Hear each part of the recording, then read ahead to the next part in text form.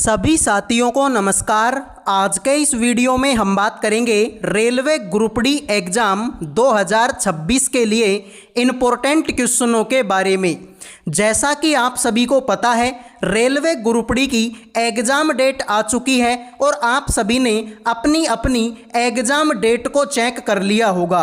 तो एक बार मेरे भाई सारे के सारे स्टूडेंट अपनी अपनी एग्ज़ाम डेट कमेंट कर दो, ताकि मुझे पता चले कि किस डेट के और किस शिफ्ट के ज़्यादा स्टूडेंट हमारे साथ में लाइव हैं। तो फटाफट से मेरे भाई अपनी अपनी एग्ज़ाम डेट एक बार कमेंट कर दीजिए।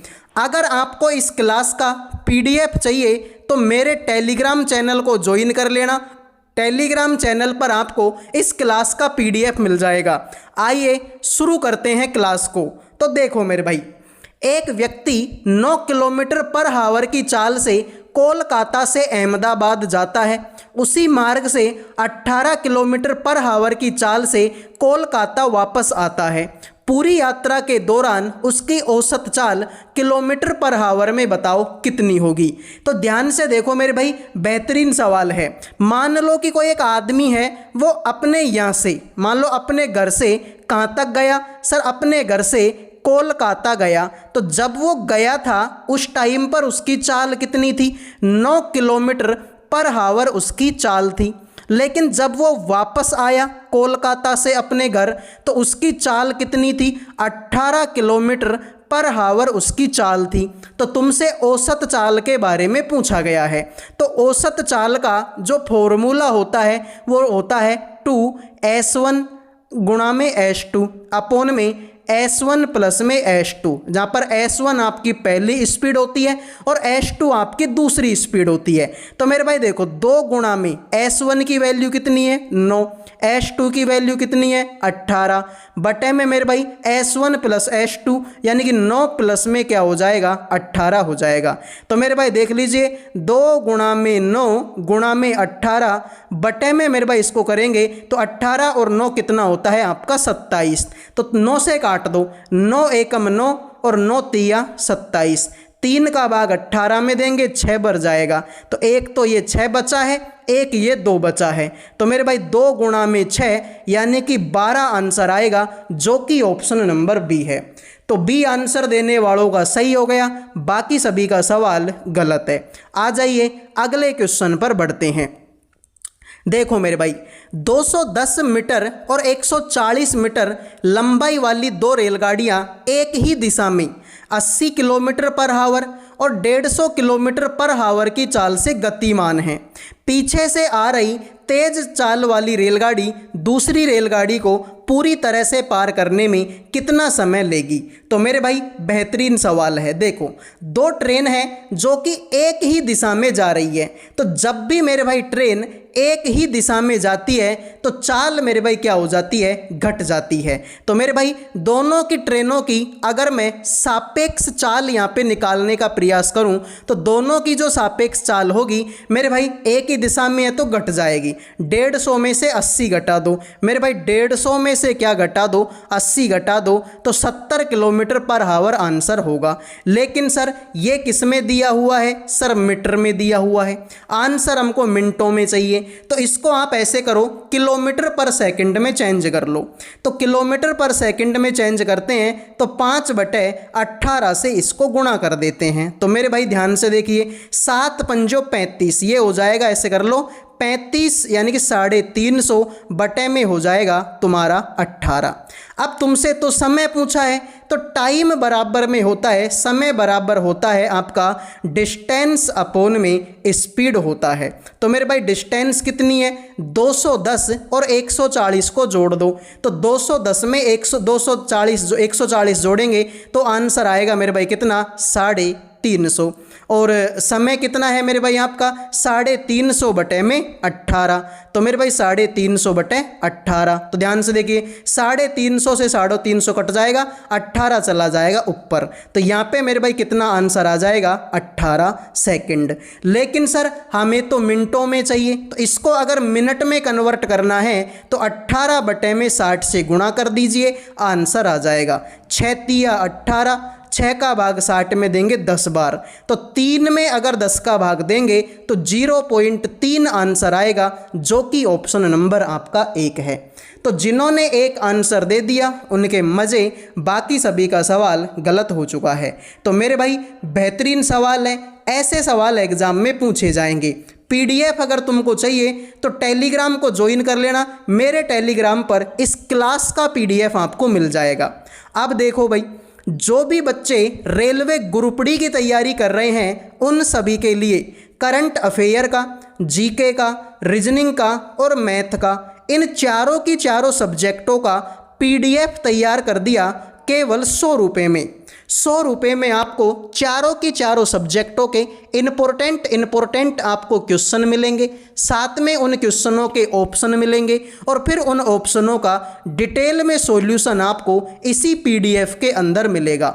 बेहतरीन लेवल का पीडीएफ है और इस पीडीएफ में जितने भी क्वेश्चन आंसर मैं आपको दूंगा वो सारे के सारे क्वेश्चन आंसर आपके पेपर में आने वाले हैं। तो मेरे भाई मात्र 100 रुपये का पीडीएफ है। अगर कोई बच्चा ध्यान से मन लगा के इस पीडीएफ को पढ़ता है तो उसका सिलेक्शन पक्का है। तो जिन भी बच्चों को ये पीडीएफ चाहिए इन नंबरों पे व्हाट्सएप मैसेज करके केवल और केवल 100 रुपये में चारों की चारों सब्जेक्टों का पीडीएफ ले सकते हैं। तो उठाओ अपना मोबाइल और कर दो व्हाट्सएप पे मैसेज। अब बढ़ते हैं अगले क्वेश्चन पर। वार्षिक साधारण ब्याज की समान दर पर विपुल 5400 रुपये की राशि का निवेश करता है, विजय 9400 रुपये की राशि का निवेश करता है। यदि 5 वर्ष के अंत में विजय को विपुल से 840 रुपये अधिक मिलते हैं तो मेरे भाई वार्षिक ब्याज की दर ज्ञात कीजिए। तो मेरे भाई फटाफट से बताइए इस सवाल का आंसर आपका क्या होगा। तो मेरे भाई देखो, साधारण ब्याज का जो फॉर्मूला तुम्हारा बनता है वो ये बनता है कि मेरे भाई मूलधन गुणा रेट गुणा टाइम और बटे में होता है मेरे भाई आपका 100। अब मेरे भाई देखो यहाँ पे भाई इसने ज़्यादा पैसे लगाए तो इसको ज़्यादा रुपए मिलेंगे। तो मेरे भाई बड़े वाले से स्टार्ट कर दो। इसका मूलधन कितना है सर? 9400 रुपये है। रेट तो हमें पता है नहीं। टाइम कितने साल का है? 5 साल का है। और बटे में 100 तो आएगा ही आएगा। फिर मेरे भाई इस वाले का, इसका मूलधन कितना है? 5400 रुपये है। रेट तो हमें पता है नहीं। टाइम 5 साल का है, इसका भी 5 साल का ही टाइम है। और बटे में हो जाएगा 100। और दोनों का जो डिफरेंस है वो कितना है? 840 रुपये का डिफरेंस है। काटा पीटी कर दो, आंसर तुम्हारा आ जाएगा। अब ध्यान से देखो मेरे भाई कैसे ये सवाल होगा। देखिए देखो, 2 जीरो से 2 जीरो कटेंगी, ठीक है। 2 जीरो से 2 जीरो यहाँ पर भी कटेंगी, ये भी ठीक है। अब देखो ऐसे कर लो, देखो 5R इसमें भी है, 5R इसमें भी है, तो 5R को बाहर ले लो। यहाँ पर तुम देखोगे तो 94 में से 54 घटेगा। 94 माइनस का 54 अगर यहाँ पे घटेगा बराबर में 840 तुम्हारा बचेगा। तो 5R का 5R हो जाएगा। 94 में से 54 घटेगा तो 40 तुम्हारा होगा। बराबर में कितना है? 840 है। ठीक है मेरे भाई। तो अब इनको काटा पीटी कर देखो, 0 से 0 कट जाएगा, ठीक है। 4 का भाग 84 में देंगे, 21 बढ़ जाएगा, यानी 5R बराबर होगा 21। और 5 का भाग 21 में देंगे तो 5 चौका 20 और 5 दूनी 10, 4 पॉइंट में 2, यही तुम्हारे सवाल का आंसर आ जाएगा। तो ये भी मेरे भाई बेहतरीन सवाल था। बहुत सारे बच्चे ऐसे होते हैं जिनके कोई भी सवाल एक बार में समझ में नहीं आता। तो जिनके अगर कोई भी सवाल एक बार में समझ में नहीं आता, वीडियो को थोड़ा सा पीछे लेके देख लिया करो। मैं गारंटी देता हूँ एक बार में ही आपके सवाल समझ में आ जाएगा। क्लियर है? अगले क्वेश्चन को चेक करो। 2 संख्याएं 4:9 के अनुपात में हैं, उनका मध्य अनुपाती 24 है। दोनों संख्याओं के बीच का धनात्मक अंतर बताओ क्या होगा। तो एक संख्या को मैं मान लेता हूं मेरे भाई 4x मान लेता हूं। दूसरी संख्या को मैं मान लेता हूं मेरे भाई क्या? दूसरी संख्या को मैं 9x मान लेता हूं। तुमसे बोला कि इनका मध्य अनुपाती 24 है। तो मेरे भाई मध्य अनुपाती का फॉर्मूला क्या होता है? मध्य अनुपाती होता है √ में a गुणा में b होता है। अब मध्य अनुपाती कितना है मेरे भाई आपका? सर 24 है, तो ये 24 हो जाएगा। बराबर में √ हो जाएगा 4x को 9x से गुणा कर दो मेरे भाई। 4x गुणा में 9x कर दीजिए। अब ध्यान से देखो कैसे क्या होगा। देखो इधर से अगर स्क्वायर हटेगा तो इधर को रूट लगेगा, सॉरी रूट हटेगा तो इधर को स्क्वायर लगेगा, यानी ये हो जाएगा 24 का स्क्वायर कर दीजिए मेरे भाई, ठीक है। 24 का स्क्वायर अगर आप करेंगे तो ध्यान से देखिए कैसे होगा, ठीक है।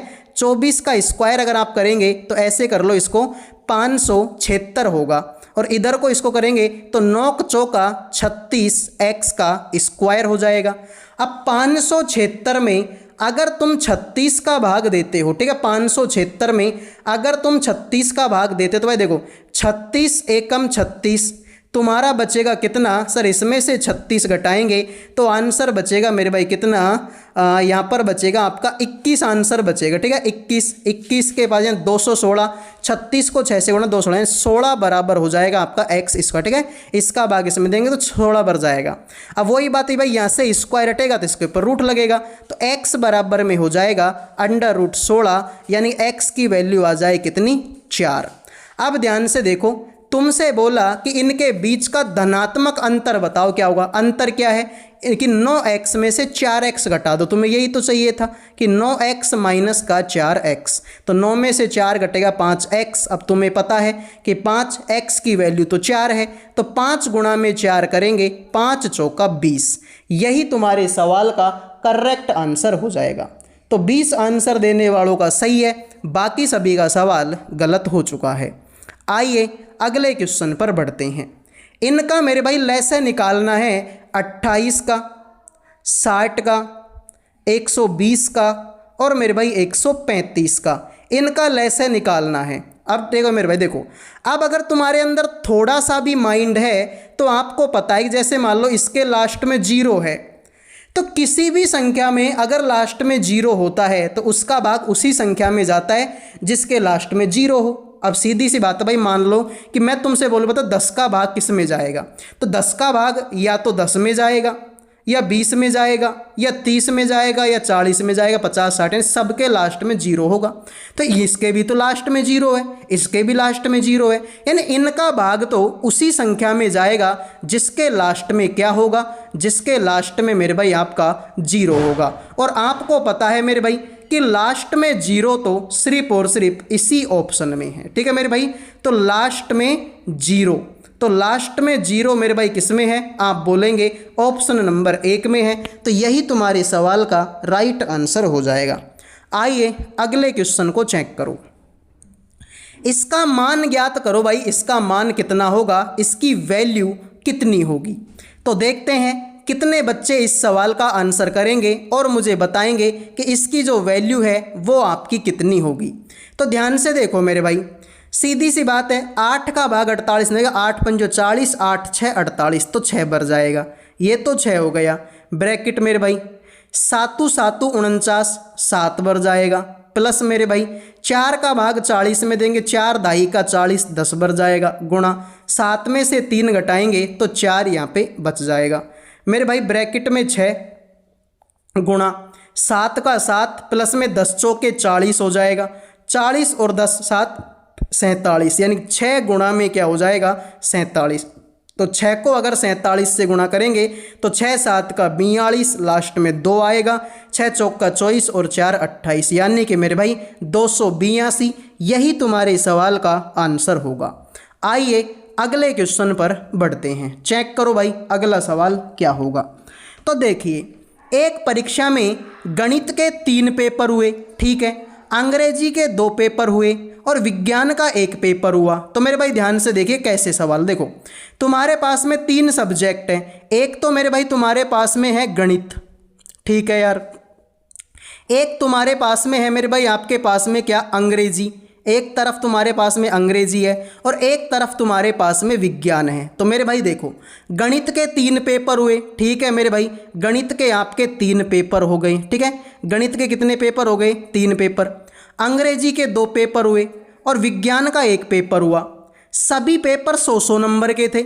रमेश को गणित में 60% नंबर मिले, यानी कि मेरे भाई जो पेपर था वो कितने नंबर का था, आप बोलेंगे 100 अंक का पेपर था। ठीक है, पेपर कितने अंक का था, 100 अंक का। तो 100 अंक में से इसको 60% मिले, यानी कि इसको 60 नंबर मिले होंगे। अब एक पेपर में 60 नंबर मिले तो सर 3 पेपर थे गणित के, तो 6 तिया 18, यानी 180 नंबर तो उसके गणित में आए होंगे।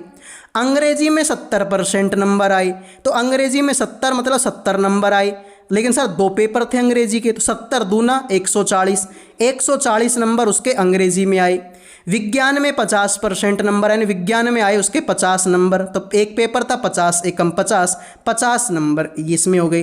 तो टोटल कितने नंबर हो गए, तो मेरे भाई देखो आपसे बोला था कि प्रतिशत, तो प्रतिशत मेरे भाई जब तुम्हारी 10वीं क्लास में परसेंटेज बनी होगी, 12वीं क्लास में परसेंटेज बनी होगी, तो मेरे भाई परसेंटेज निकालने का फॉर्मूला क्या था, आप बोलेंगे प्राप्तांक बटे में कुल अंक। ठीक है मेरे भाई, प्राप्त अंक बटे में कुल अंक।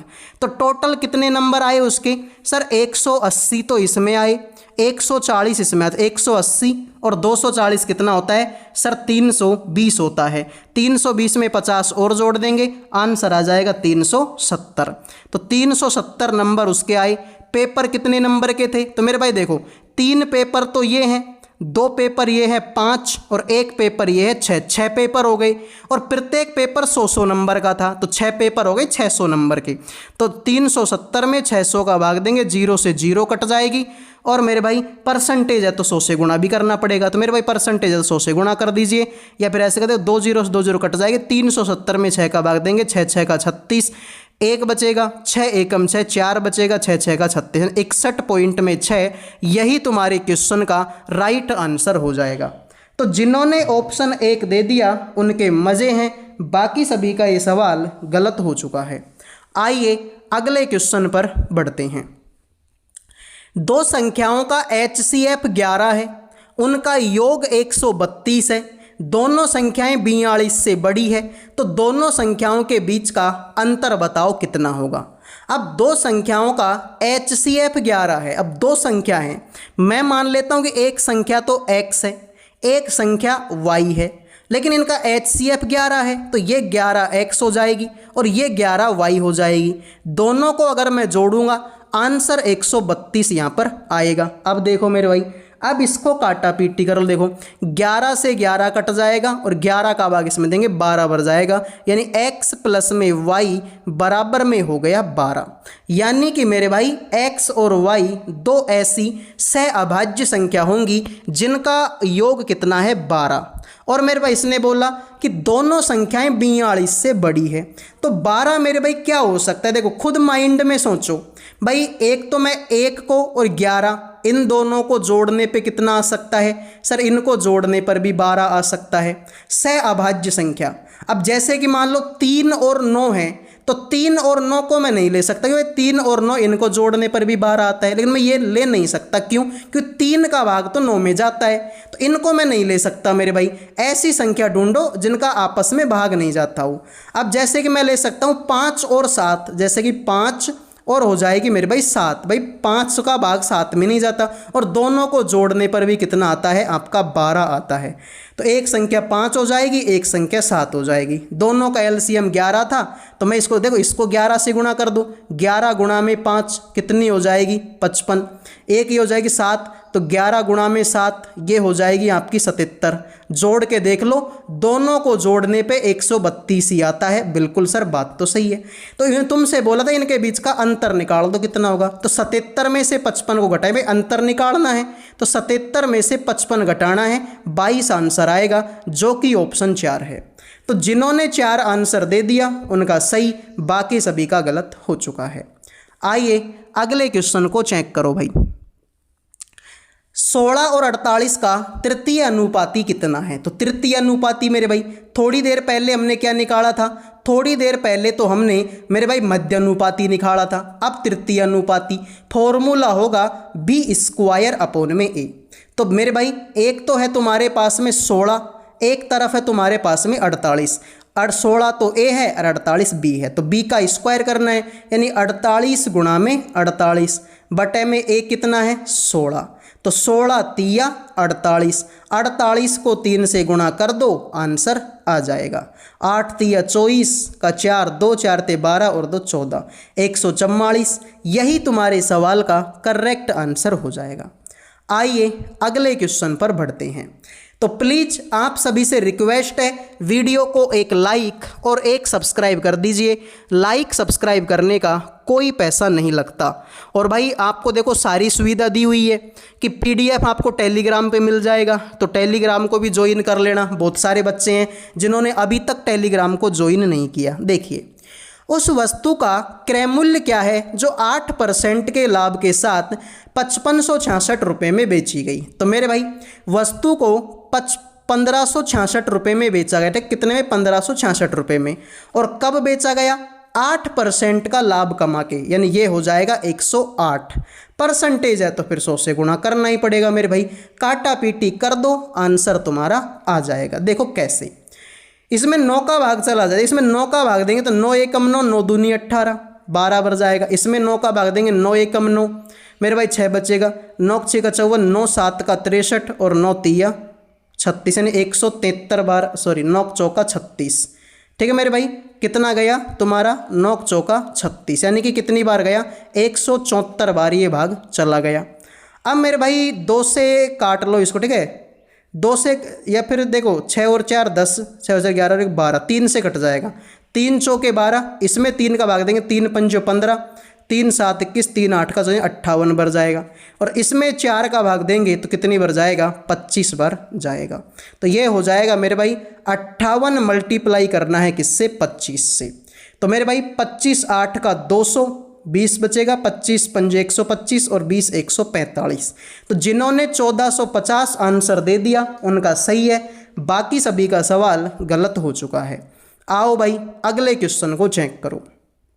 देखो भाई, एक संख्या को पहले 15% घटाया जाता है, फिर 20% बढ़ाया जाता है। इस प्रकार मूल संख्या, प्राप्त संख्या मूल संख्या से 78 अधिक है, तो मूल संख्या ज्ञात कीजिए। तो मेरे भाई इसमें आप रामबाण लगा लो, ठीक है? इसमें रामबाण लगा लो वो कि x plus minus y plus minus x y upon में 100, ये हो जाएगा।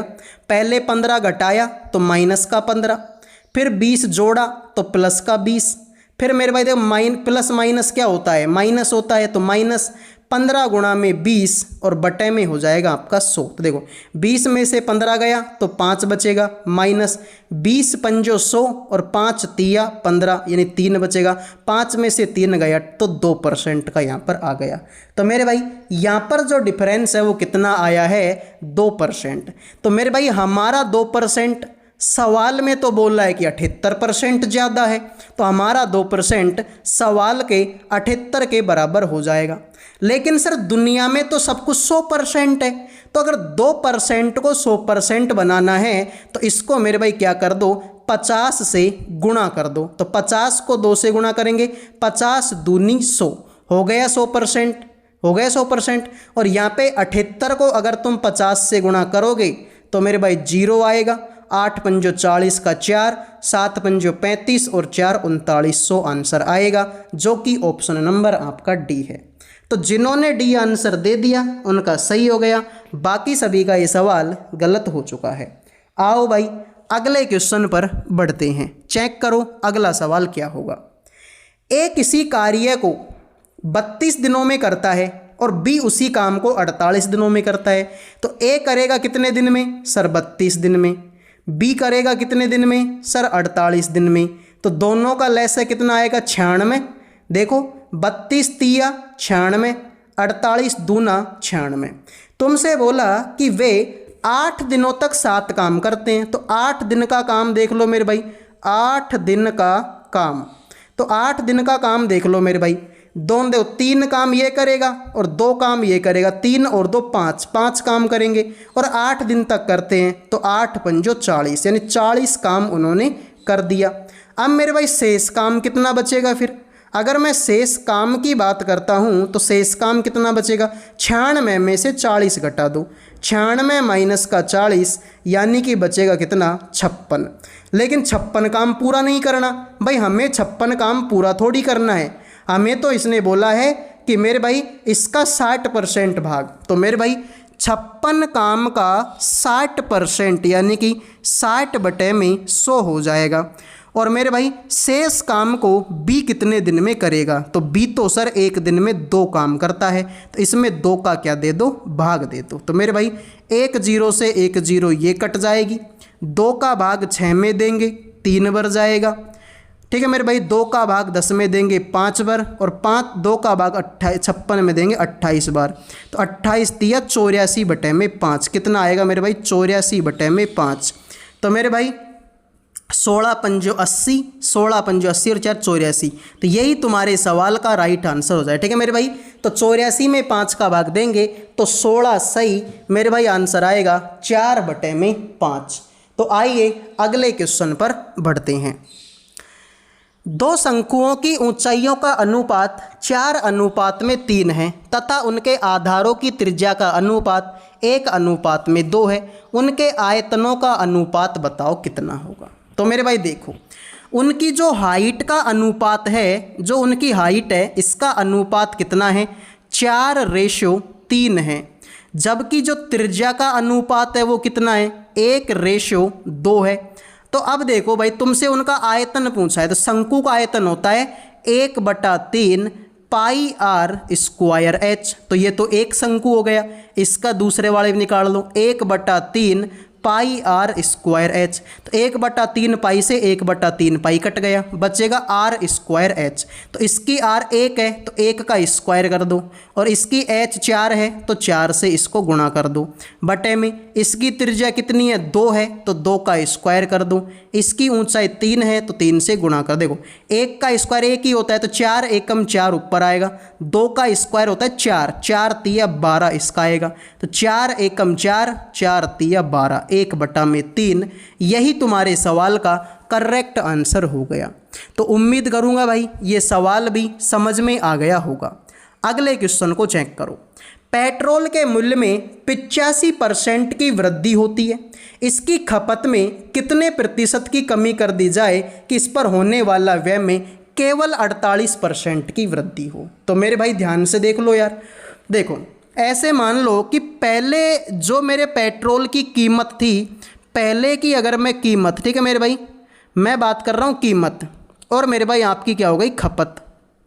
मैं ये मान लेता हूँ कि पहले मेरे भाई, ठीक है, माना पहले जो कीमत है वो 100 रुपये थी और खर्चा भी मैं 100 रुपये का कर रहा था, लेकिन अब कीमत 85% बढ़ गई, तो अब कीमत हो गई कितनी, 185, और वो चाहता है कि खर्चा केवल 48% बढ़े, यानी खर्चा हो जाए कितना, 148। तो मेरे भाई 185 से 148 पे आना है, तो कितना कम करना पड़ेगा, 185 में से 48 घटाएंगे, तो आप बोलेंगे 15 में से 8 गया तो 7 बचेगा, कोई बात नहीं सर। और यहाँ पे मेरे भाई कितना बचेगा, 17 में से नहीं 37 बचेगा, बटे में कितना, 185, परसेंटेज है तो फिर 100 से गुणा करना ही पड़ेगा। 37 एकम 37, 37 पंजो 185, 5 का भाग 100 में देंगे, 20% आंसर आएगा, जो कि ऑप्शन सी है। तो जिन्होंने सी आंसर दे दिया उनके मज़े, बाकी सभी का सवाल गलत। अगले क्वेश्चन को देखो। यदि समान ब्याज दर पर 2 वर्षों में साधारण ब्याज 42 रुपये और चक्रवर्ती ब्याज 51 रुपये है तो मूलधन ज्ञात कीजिए। अब देखो मेरे भाई, इस सवाल को करने की एक बेहतरीन सी ट्रिक बताता हूँ।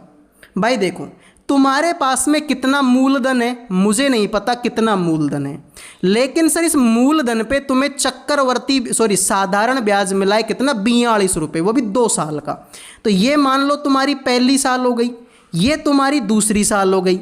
अब 2 साल में 42 रुपये मिला है और साधारण ब्याज है, तो मान लो ये भी 21 रुपये मिलेगा और यहाँ पर भी 21 रुपये मिलेगा। अरे साधारण ब्याज तो सेम ही होता है, पहले साल जितना मिलेगा उतना ही दूसरी साल मिलेगा, उतना ही तीसरी साल, तो हो गया 21 और 21 कितना हो गया, 42। अब चक्रवर्ती ब्याज 51 रुपये है, तो मेरे भाई पहली साल तो चाहे तुम साधारण ब्याज की ले लो चाहे चक्रवर्ती ब्याज की ले लो, पहली साल तो सेम ही होता है। तो सर चक्रवर्ती ब्याज भी देखो, ये क्या हो गया मेरे भाई आपका साधारण, ठीक है मेरे भाई, ये कैसा हो गया साधारण।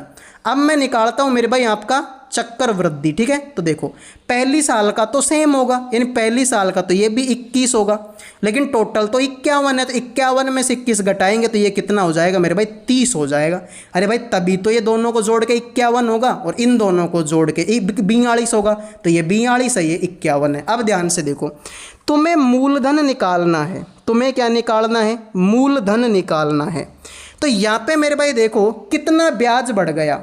सर यहाँ पे पहले 21 रुपये ब्याज आ रहा था, अब यहाँ पे 30 रुपये ब्याज आ गया, यानी कि ये जो ब्याज है वो तुम्हारा कितना बढ़ गया। सर ये तो हमारा जो ब्याज है वो 9 रुपये बढ़ गया।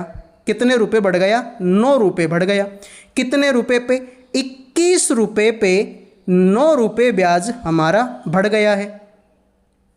और यहाँ पर अगर तुम देखोगे तो पी रुपये पे ये ब्याज कितना था, 21 ब्याज था, तो ये हो जाएगा तुम्हारा पी बटा में 21 तुम्हारा हो जाएगा।